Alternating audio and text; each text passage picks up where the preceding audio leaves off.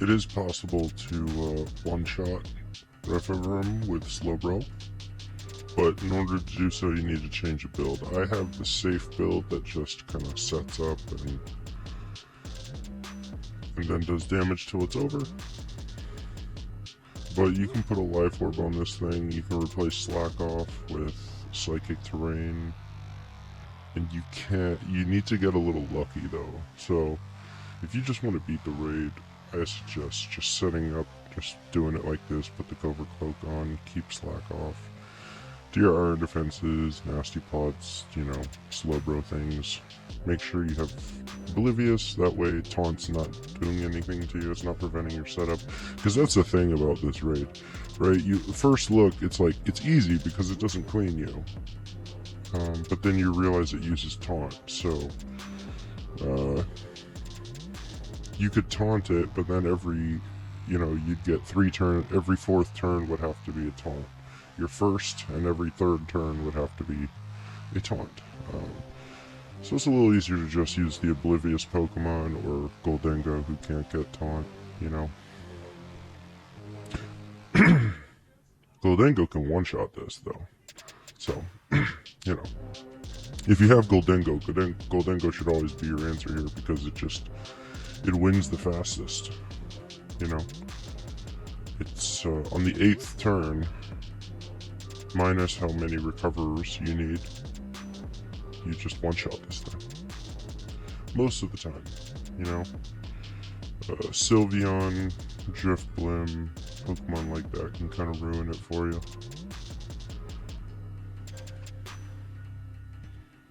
Alright, so now I can just start going in. I'm not really paying attention to my health because, let's face it, it's fine. Plus there's a Gardevoir on the field. Yeah, that's about right. So you imagine that plus 30% from the Life Orb, plus 50% from Attack Cheer, plus 50%. You don't even need the Life Orb, actually. You could still run the Covert Cloak and just run Psychic Terrain. And then you wouldn't get poisoned. But this thing's not going to clean us, so that's what makes this raid so easy for Slowbro. He's kind of made for this. Same for Dondozo. Except Slowbro gets stored power, so Slowbro's obviously going to be better. But you know, if people like Dondozo, this is definitely one of the raids that can shine. And the unfortunate thing is, like, there are raids where the unaware, well, I don't know about raids, Corviknight, for sure, the unaware Dondozo does very well. Here, the Oblivious one does well. The unaware doesn't do well in this, and the Oblivious one doesn't do well in Corviknight, so it's unfortunate. Is Dondozo worth building? Well, if it's important for you to be able to solo as many Pokemon as possible, then yes, because I'm pretty sure Dondozo is just the best against that Corviknight. Though Corviknight's pretty good against Corviknight too. I think Corviknight's better actually. But, oh shit, I'm not terrestrializing. Yeah, let's end this. Corviknight's actually better. But Dondozo is better than every Corviknight except for the dark one. So it's better than the fighting, steel, and flying types. So yeah, if you want like full coverage against Corviknight, I guess.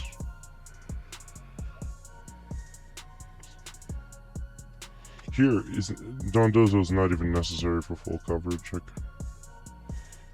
But yeah, Slowbro just does Slowbro things, you know? Nice and easy.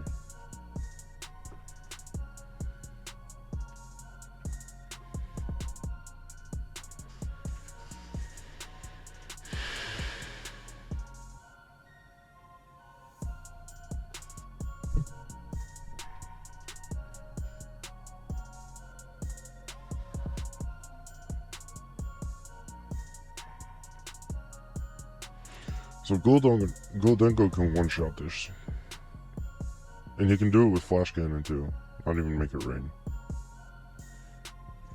So if you can do it with Flash Cannon, he can also do it with Shadow Ball, which means you have full type coverage, which means there's always a chance. And I'm gonna Nasty Plot first, because if I Metal Sound first, it makes it more likely that the other Pokemon do too much damage and it gets its shield up earlier.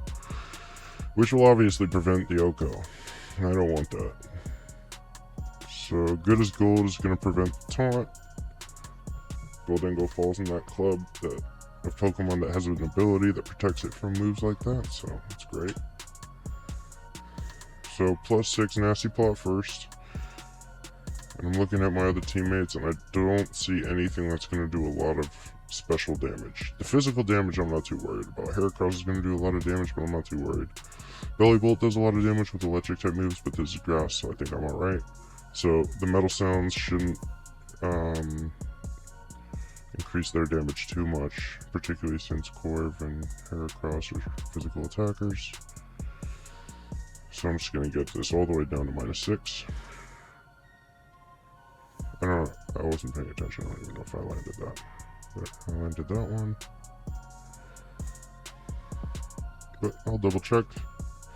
I'm pretty sure I can still make this work if I miss one. Scary face.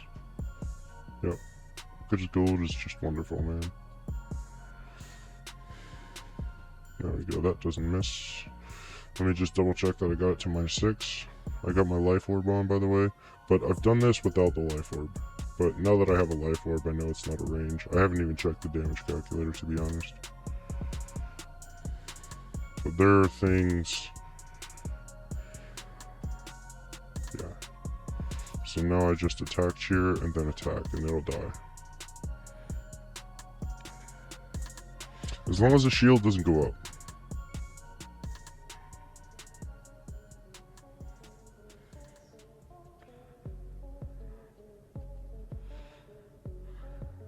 It's dead. Excellent.